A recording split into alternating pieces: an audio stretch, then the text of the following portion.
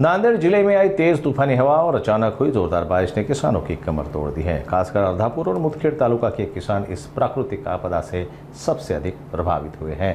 In इलाकों में बड़े पैमाने पर ली जाने वाली केले की फसल को भारी नुकसान पहुंचा है।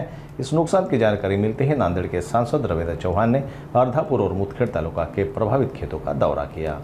काल रात्री नांदेड जिल्ह्यामध्ये मोठ्या प्रमाणात वाऱ्यासह मोठ्या प्रमाणात पाऊस पडला आणि आपण बघतोय मुदखेड तालुका असेल, अर्धापूर असेल, भोकर तालुक्याचा काही भाग मोठ्या प्रमाणात जो इथं केळी बागायतदार शेतकरी आहे, केळी उत्पादक शेतकरी आहे, आपण मागे बघू शकता की त्यांच्या बागाच्या बागा या ठिकाणी केळीच्या उद्ध्वस्त झालेल्या दिसत आहेत। आणि मी आज या ठिकाणी प्रत्यक्ष पाहणीसाठी आलेलो आहे। इथे तहसीलदार आहेत, डिप्टी कलेक्टर आहेत आणि आम्ही या ठिकाणी आपण बघतो की शेतकऱ्यांचं प्रचंड प्रमाणात नुकसान झालेलं आहे।